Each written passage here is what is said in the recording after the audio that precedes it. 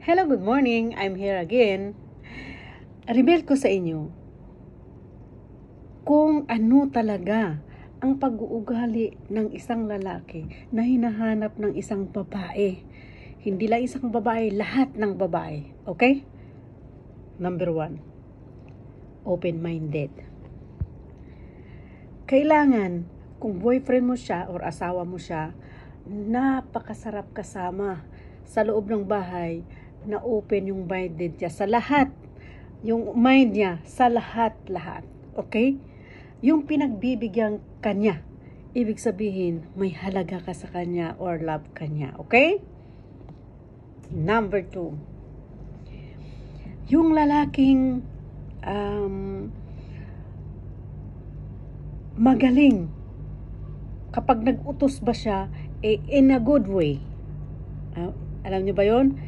Yung hindi pasigaw, yung may pake, yung ganon. Yan ang hinahanap ng babae. Parang walang away. Walang away na mangyayari sa loob ng bahay, okay?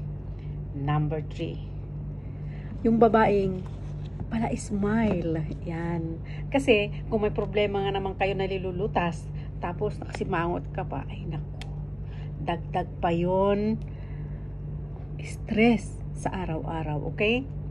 So, kailangan yung babaeng pala smile. Oy, mali. Ano ba yan? Lalaki pala. Oo. Ganon din syempre ang babae. Para smile. Diba? Oo. Hindi nagpapa-apekto sa problema. Number 4. Communication. Ayun na. Know how to communicate. Okay?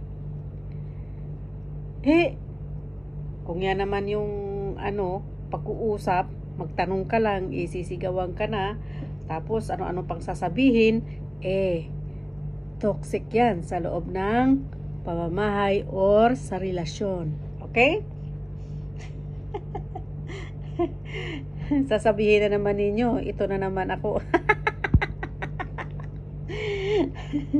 Ay, nako. Number 5. Di maarte. Order kaya'y lahat. Lalo pa sa pagkain. Sa kung ano-ano man. Sa damit. Oo. Kung ano lang ang tiyan, sige lang. O, diba? Yan yung mga lalaking dapat alagaan. Okay? Inaalagaan niya ng lahat ng babae. Okay? Number 6. Know how to listen. Okay? Yung lalaking marunong makinig. Hindi lang siya yung tama. Alam mo, minsan, sa babae kasi, may tama. Lahat ng niya, ang support niya para mapaayos. Pero may lalaki kasing gusto lang niya lagi siya yung tama, hindi yung pinapakinggan niya yung asawa or girlfriend. Paano maglulong last yung ninyo, yung relasyon ninyo, 'di ba? Or maganda yung pagsasama ninyo sa loob ng bahay, 'di ba? Hindi.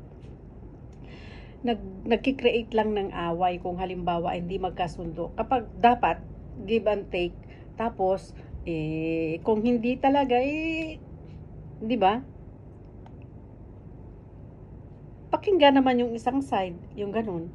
So, number 7. Okay? Number 7. Yun yung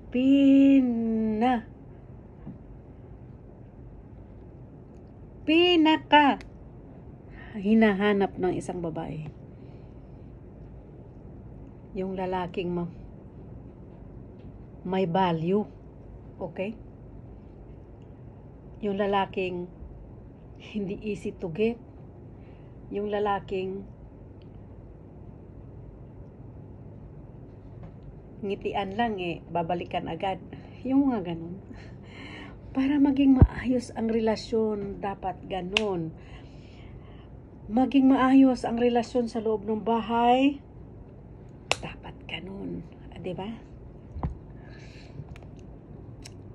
Sana mayroon pang lalaking ganun, okay?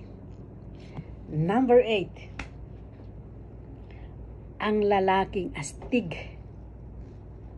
Lalo pa to nag-i-sports. Marunong mag-drive. Ay, gustong-gusto ng babae yan, okay? So, hala, tara na. Maghanap na tayo.